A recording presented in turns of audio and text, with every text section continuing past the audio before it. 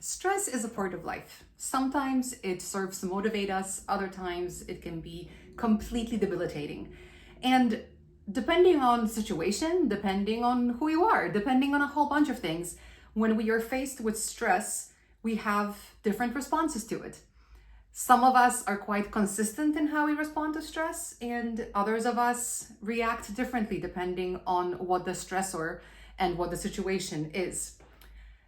So I've had a bit of stresses lately, and I thought it would be nice, or at least helpful, to talk about the various typical kinds of responses to stress and see if any of this resonates with you. Just a big, huge note. I'm not a psychologist. I'm not a mental health professional of any kind. So everything I say is based on personal experience and on things I read. And in the notes for this video, I will post an article that I found super helpful from an actual psychology source. So if you want to dive deeper into the 4 responses to stress, please take a look at the article. It's really well written and super helpful. I found it very, very good. So take a look at the notes. But if you're still here and you're okay with the fact that I am not a mental health professional of any kind, let's talk about the responses to stress. And, I'm going to talk about stress that I've experienced recently, but depending on what you Google on these things, you'll also find literature around the responses to threats or trauma. And, technically, both of those things are stressors. But what I want to make clear is that none of these things are kind of, cut and dry. And it's okay if you find yourself thinking, okay, well, I respond very differently to a threat than I respond to, just everyday stress. And that's okay, that's normal. So if you Google this stuff, you will see these 3 different words, and depending on the rest of the context of the article, you're going to also see some differences, different examples, right? Because if you're just stressed because, I don't know, you got dumped, it's going to be very different than if you're stressed because a threat of someone with a knife coming at you, right? So just keep that in mind, that stress and threat and trauma are very different, but in the context of the words fight, flight, freeze, and fawn, you might see those words used. So always read the whole article. So why are we here today? We are here today because I've embarked on this personal quest in understanding my own body and understanding what has been happening with it that is not so good, and then putting together a plan of action on getting healthy, getting better. In my case, also losing weight. I've got about 40 pounds that I need to get rid of. And as I'm on this quest, other stuff keeps happening because, life. But also in my case, as I'm learning things, as I'm discovering things, I also discover additional things that I did not mean to discover, but they make me stressed out. So, stress. And in a few tiny cases in the past few weeks, I'm going to also go with a bit of trauma, tiny bit of trauma. And I do tend to smile when I talk about stress. So if you're watching me for the first time and you're like, oh my gosh, why is this crazy lady laughing? It's just who I am. I actually deal with stress a little bit like that. For me, I actually want to look it up if this is which response it is technically, but to me, that's like a fight response. It's like, you know what? I'm not gonna let this thing conquer me. I'm gonna laugh through it. So yeah, we'll talk about that one because I have a lot of experience with the fight response. But yeah, so things that have happened that have stressed me out. There's some work stuff. There's always some work stuff, because life. There's always some family stuff, but 2 that have really stressed me out are things to do with my body. So all of this has started with I'm gaining weight and I don't know why. blah, blah, blah, blah, blah. Fast forward almost 5 years later, turns out that I have an under-functioning thyroid, which, happens. And that has led to a lot of things, potentially also gaining a bit of weight. And as I'm getting my thyroid meds stabilized, whatever, I'm also getting other tests done because that's what is recommended. So for example, I'm going in for my B12 vitamin measurement in a couple days. I had my vitamin D about a week ago, and I'm deficient, which now I know most people are, especially women in the Midwest over 40, which I'm all three of those. So I'm not stressed about that anymore. But when I got the diagnosis, it was very stressful because I'm outside all the time. Like, if anybody should have enough vitamin D, I would have thought it was me. I literally am outside as much as I can, regardless of the weather. So I got stressed out.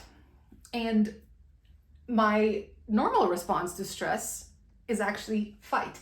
But what I found really interesting is that with the vitamin D, because it was just so unexpected for me, flight was where I went to.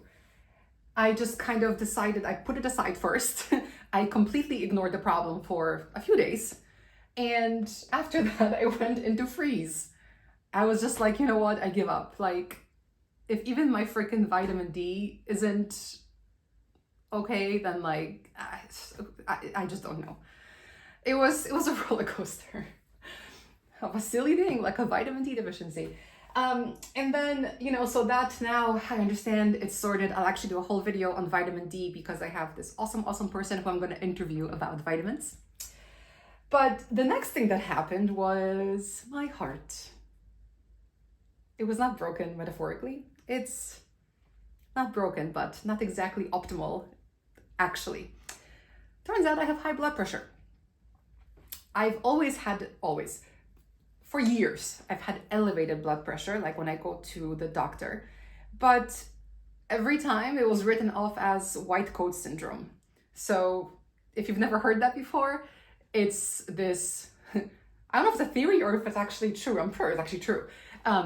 That when you are at the doctor, you tend to be a little bit more stressed and you physiologically respond with your respiration maybe getting higher, or your heart rate, or your blood pressure.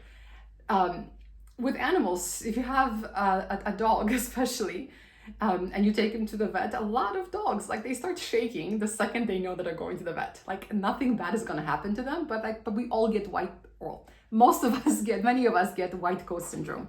So anyway, so my blood pressure was written off as that. As it turns out, it's not white coat syndrome. I legit have high blood pressure. So there's no action there yet. So I'm still stressing out about that. Yeah, I'm very, very much in the fight response of my blood pressure issue. Yeah, because I'm pissed. I'm pissed that it's just one more thing that there's been data on, but it was white coat syndrome. And now I'm coming to find out that I may have actual hypertension, which I could have been doing something about for a long time. So, still processing that one. That's a very big backstory. So if you have forwarded all of that, that's fine. Let's talk about the responses. So stress can be anything, right? It's not something that's objective. Stress for you will be very different than stress for me, and that's fine. But if there's something you identify as stress or a threat, or in many cases, trauma, we respond in different ways. And when I say we and respond, I don't just mean like an actual action. I mean, our body has a response, like our brain, our endocrine system as a result of whatever stress is there, our thoughts. So, it's like this holistic experience, for better or worse. I mean, it's there for a reason. It's evolutionary, right? But what I find interesting is that, if it's evolutionary, then how come we have all these very different responses? Like it's super fascinating and slightly terrifying, because depending on your stress response, you may get into more trouble than you were with the original stress. But I digress. So the four main named responses to stress are fight, flight, freeze, and fawn. So what are they? Fight is when you have an aggressive response. So like something stresses me out, I'm pissed, I want to take action, I'm irritable, and like get out of my way. I tend to be a lot like that. The more stressed you are, you may even come off, as bullying to other people. I know that I'm bad at this, so apologies to anyone who is watching this and has experienced my fight stress response. Yeah, I need to work on that. Flight is when you get out of dodge. You avoid, you just don't want to deal with it. So with me, like the vitamin D thing, that's kind of how I was in the beginning. I'm like, I can't. I don't want this to be here, back burner. Yeah. This one, flight, that's also associated a lot with anxiety, kind of panic attacks. So if you find yourself having that kind of response to stress, it's just good to understand it, right? Because I'm a big believer in, once you kind of understand what is happening and you understand that you're not the only person who experiences it, it just, I don't know, I feel, for me, like it feels easier to manage, easier to cope, easier to get through. So I think that's why this is helpful, right? To understand at least the basis, so you can start identifying your own emotions and your responses. But anyway, so fight, kind of aggressive response, flight, panic attack, scary, run away. Freeze is basically you're like, you're literally frozen, right? There's a reason they call these things freeze. You're unable to act. You don't know what to do. You're stuck. There's no horizon of what can be next. Like you're literally frozen in place, or figuratively, but that's what it is. And fawn is one where your reaction is to try to just make everything better, please people. So,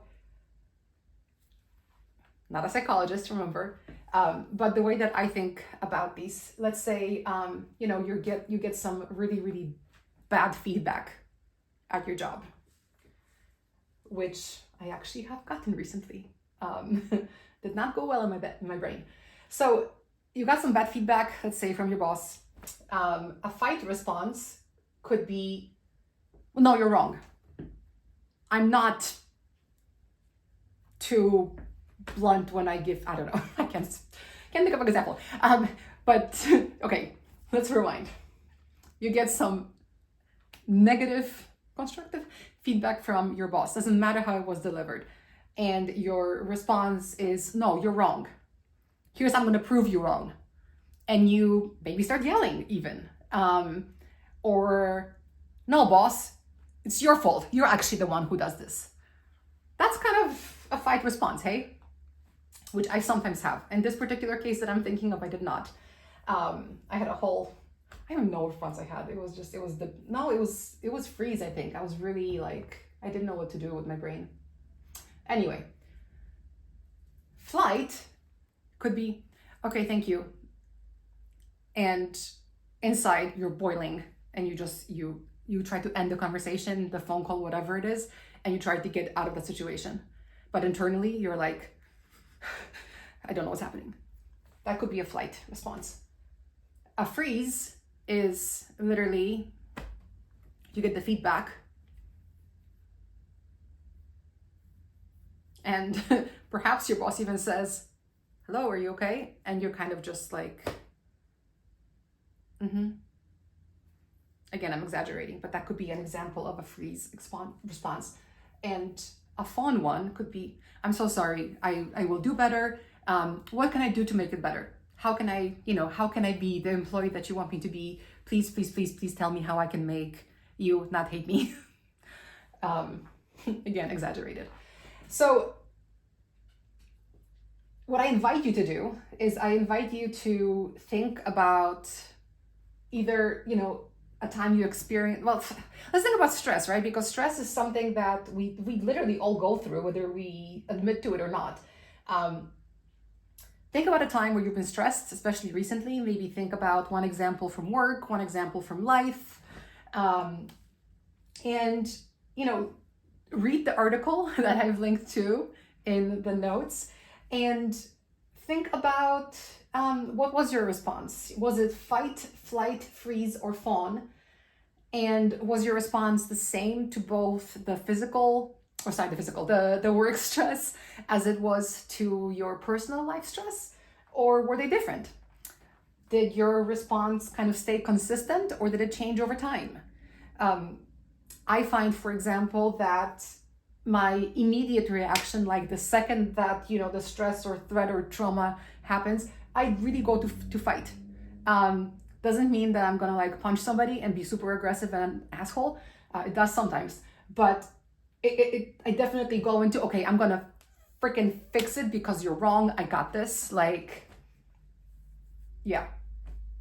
But if I don't get my way, or if I can't like manage, and sorry, don't get my way. If I can't get myself to calm down to kind of deal with the stress, that's what I mean.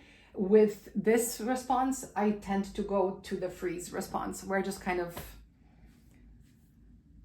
I don't know what to do. Or I go into flight and I basically avoid. I get on the couch, I get some ice cream, which is not good for my aforementioned heart and thyroid and weight. And, I get a blanket and I watch Netflix. And what's worse is that I won't even watch something new. I will watch one of my comfort shows like The Office or Lost or Battlestar Galactica.